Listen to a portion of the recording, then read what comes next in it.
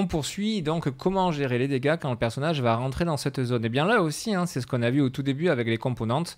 On a géré le fait de gérer justement le moment où un acteur va traverser cette zone. Donc pour ça, on va retourner dans notre blueprint de zone. Rappelez-vous, comment faisons-nous pour pouvoir gérer plutôt l'événement quand il va y avoir un overlap comme ça? Eh bien, on vient sur la box, puisque la box collision, c'est ce qui va nous permettre de gérer ceci.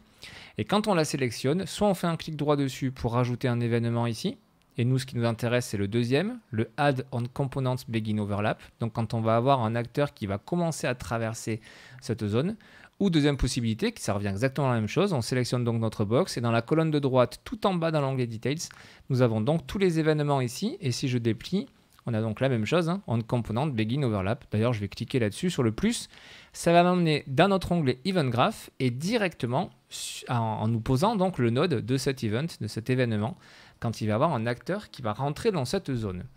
Du coup, qu'est-ce qu'on va faire? Le overlap component, on s'en moque, on sait lequel c'est, en l'occurrence c'est la box. Par contre, le other actor, ça nous intéresse, puisque ça va nous permettre de faire quoi? De faire une vérification, savoir si l'acteur qui est en train de traverser cette zone, c'est le héros. On pourrait s'en passer dans notre exemple parce qu'il n'y a que notre acteur qui peut traverser, il n'y a aucun élément dynamique en jeu, mais c'est quand même bon de prendre cette habitude-là. Donc ce que nous allons faire, c'est faire une vérification ici, savoir si c'est l'acteur. On l'a déjà vu une première fois, on a fait un signe égal. Pour vérifier, on va sélectionner le equal entre parenthèses object, et comme on va travailler sur les variables, vous allez de plus en plus comprendre l'importance. Vous voyez le code couleur ici, et quand on survole avec la souris, on voit quoi? Actor object.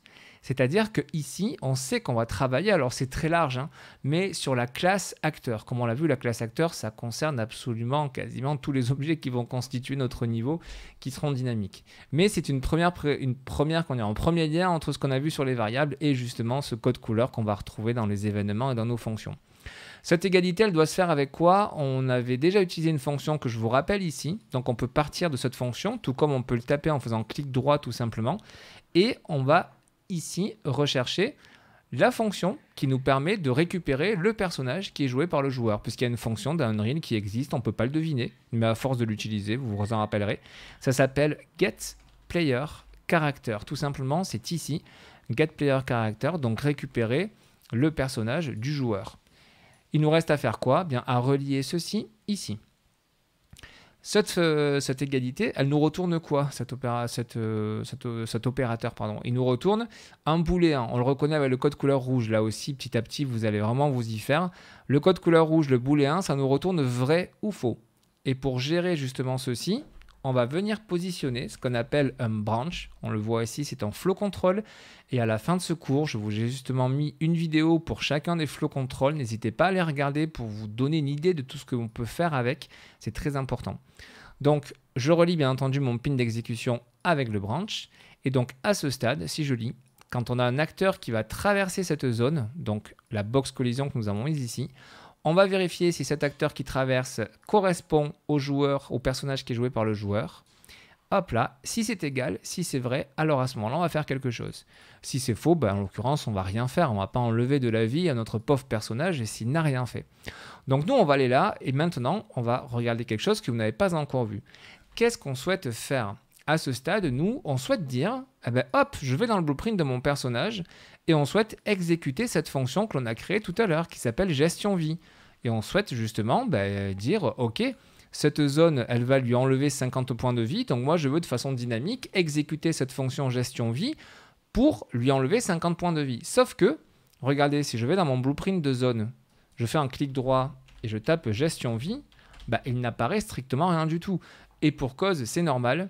Ma fonction gestion vie, je l'ai créée dans le blueprint du personnage, puisque c'est en lien avec lui, ça le concerne à 100%. Et là, actuellement, je suis dans le blueprint de ma zone. Alors, comment est-ce que je peux faire à l'intérieur du blueprint de ma zone pour exécuter justement cette fonction dans mon personnage, qui se trouve dans mon personnage? Eh bien, ce que l'on va faire, c'est qu'on va utiliser le cast. C'est une fonction qui va nous permettre de vraiment faire référence au joueur, ou plutôt au personnage qui est joué par le joueur, mais pas simplement comme ça, qui nous retourne uniquement ici la classe caractère, qui est générique pour tous les personnages. Là non, on a besoin vraiment de la classe du personnage third person character, dans laquelle on a créé notre fonction gestion vie. On a vraiment besoin de préciser ça. Cette fonction, ce node de cast, on va le taper tout de suite et vous allez comprendre à quoi ça ressemble. Depuis le true ici, on va placer un nouveau pin, on va placer un nouveau node, tout comme on pourrait très bien faire clic droit et les relier après, c'est pareil. On va taper cast to, et là pareil, ça ne peut pas s'inventer. Quand vous utilisez le node cast to, vous avez besoin de préciser quelle est la classe sur laquelle vous voulez pointer. Et nous, ça s'appelle donc third person character, parce qu'on utilise le personnage d'Unreal Engine de base. Si on avait créé notre propre personnage, on l'aurait peut-être appelé héros, on l'aurait peut-être appelé, je ne sais pas, le nom que vous souhaitez. Et à ce moment-là, on ferait un cast to héros, ou cast to John si vous l'avez appelé John. Mais comme on utilise le template de base d'Unreal, du coup, on va faire un cast to third person character, puisque c'est la classe du personnage qui est utilisée. Si vous ne comprenez pas encore ça, c'est normal, c'est le tout début peut-être pour vous dans la programmation. Tout de suite après ça, je vous mets une vidéo dans ce cours que j'avais tourné il y a un petit moment de ça pour expliquer justement ce node de cast. Je pense que ce sera encore plus clair après. Donc ce node, il faut qu'on le relie ici. Tac. Maintenant qu'on a relié ça, on voit qu'il y a un input que l'on va gérer tout de suite après. Parce que là, à ce stade, si on compile, ça va nous générer une erreur. C'est normal, il va nous dire « Wow, j'ai besoin de savoir, moi, sur quel objet, sur quel acteur on est en train de travailler. » En l'occurrence, l'acteur là sur lequel on est en train de travailler, c'est le héros, puisque c'est à lui qu'on souhaite enlever justement des points de vie ou en ajouter. Mais par contre, le gros avantage grâce à ce node, c'est que depuis ce return ici, on va pouvoir faire quoi? On va pouvoir accéder à toutes les variables et à toutes les fonctions qui appartiennent à ce blueprint, third person character. Vous voyez par exemple, on a une variable vie. Eh bien, si je viens ici et que je tape vie, on va descendre et regardez, on a nos variables. On peut récupérer ou on peut définir la vie. Mais si je remonte un petit peu, regardez ce qu'on a ici. On a notre fonction gestion vie.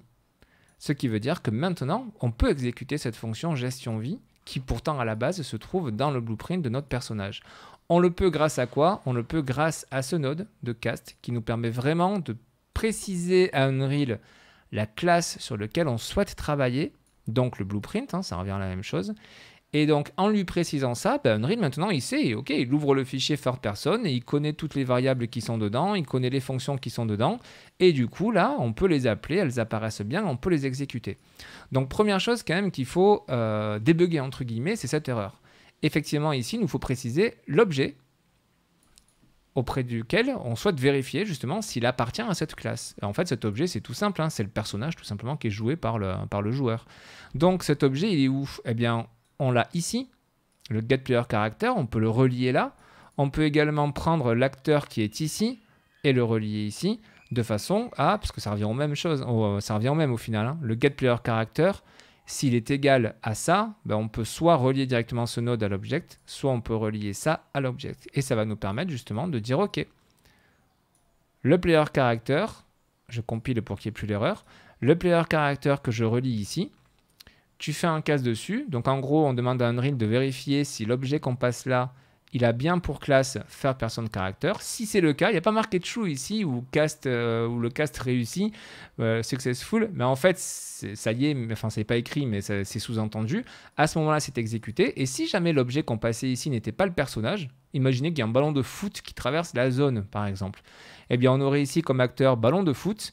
Le ballon de foot, ici, si on le passe un objet, Unreal va dire, ok, est-ce que cet acteur qui a un ballon de foot, il a pour classe third person character? Non, c'est ceci qui sera exécuté. Si on met rien, ça n'ira pas plus loin. Donc là, vraiment, si ceci est exécuté, c'est vraiment qu'on a accès au personnage.